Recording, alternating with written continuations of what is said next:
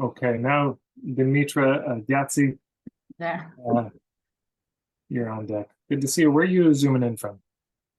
Hi, I'm from Athens, Greece. Okay. Hey, well, Alex is also Greek. Yeah. I got the Greek connection. Okay. So you said, so this is another niche one. You know Yeah. how second generation family business members struggle with their parents' old way of operating. Why help them lead in their own style without destroying the family bonds or their business's history? Okay, Dimitra, I've got an important question on this. Um, why are you bothering us with this? This is great. Because it's a first kind of attempt because I'm quite new to that. But you nailed it. So, Great. Let's go over this. I just want to linger over how good this is. It's good to see a good example. No, of course, I'm glad you're bothering us with it. But it's great. By the way, sometimes this is what your clients need to hear is that they're on track. Sometimes they're doing well. So second generation family business members. I mean, you just know if you're that or not. This is so relentlessly clear. Who struggle with their parents' old way of operating. I mean, you see how Demetrius just named the situation. Yeah, your family has a business. You're in that business, but the way your parents are doing it and have done it is not the way you want to do it. You have a different sense of it, and there's a clash there. And the whole family relationship, it's all on the line. And how do you navigate this? Right. So I help them lead with their own style without destroying the family bonds or their business's history. So you can see implied in that niche is from most of them, they feel a tear.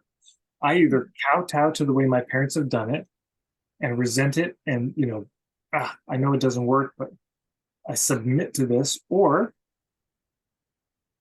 I, I rebel. Right. And this is the old human dilemma. When people are in reaction, I either submit or I rebel. Of course, the challenge with those two responses is that you are still completely in the thrall of the thing you're submitting to or rebelling. In either case, that is the center of your world. You're not really freely responding. You don't get to be yourself. You're either the good girl or you're the rebel. You're the nice guy or you're the douchebag. And what kind of choice is this if these are our only options? So that's probably how they're holding it. In other words, they're thinking, I can't thread this needle. I can't seem to, it's too small. So this is named something like that. And for a lot of your clients, I really do encourage you to think about where do they feel torn?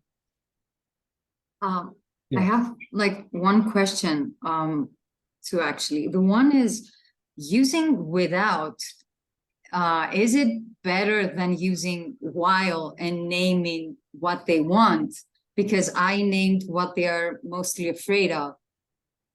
But I could articulate it like leading on their own style while maintaining the family bonds and building upon, the business's history. So I was having, if there's like, if I'm pushing too much on what they are afraid of versus what they want.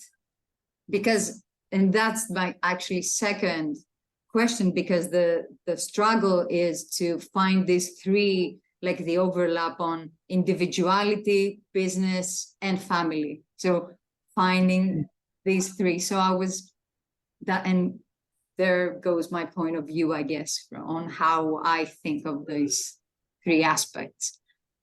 Beautiful.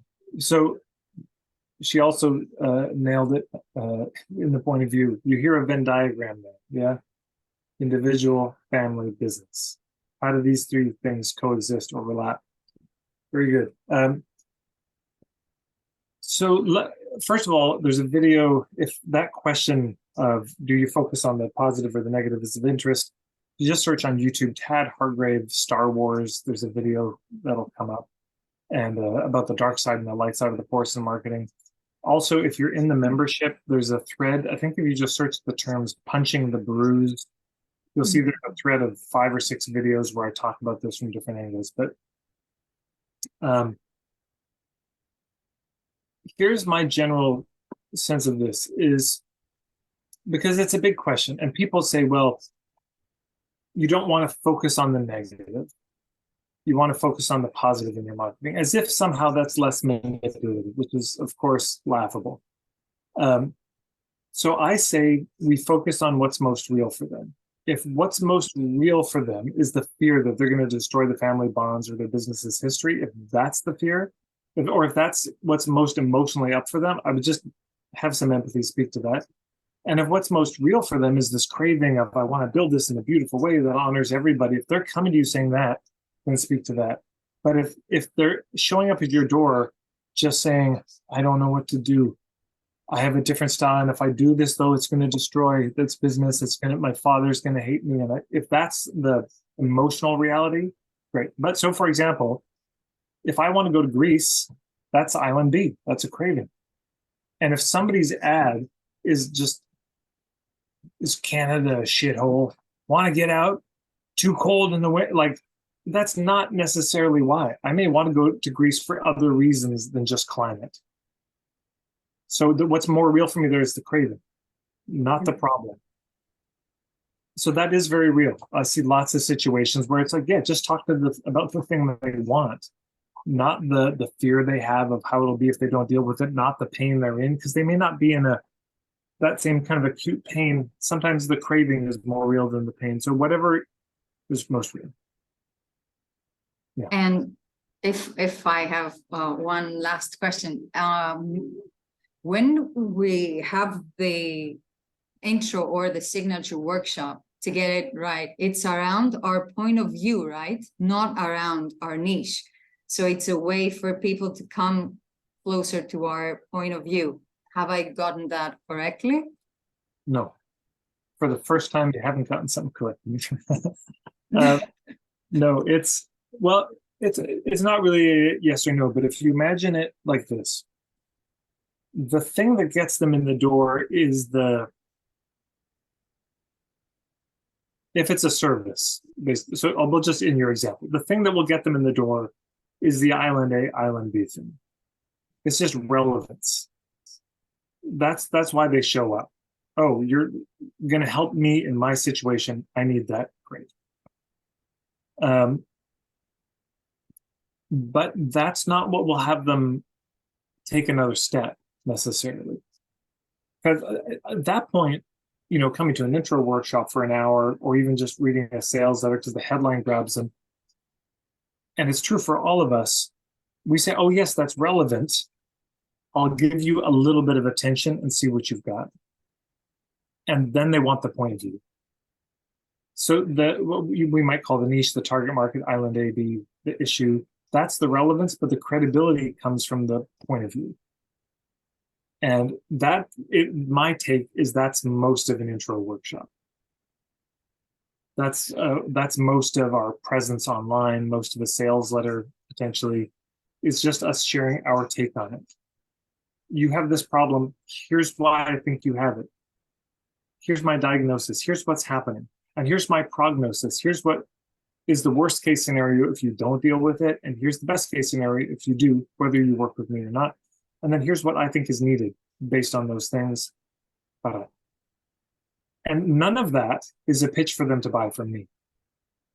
That's just me making the case for how I see it. And if that lands as credible, if I make a good case for the concept, then they'll probably welcome the course. If I can share and make a good case for the point of view, then when I share the program, it's like there's a place for it to land. That doesn't mean they'll buy it. Now there's still the third piece of value. There's relevance, there's credibility, and there's value. So it might be relevant. They might trust you, and then you share the next step, and they say, that's too much money. That's not a good deal. So there's still that. But all in all, most of it is point of view. Thank you. I appreciate it. Thank you. Thank you for asking.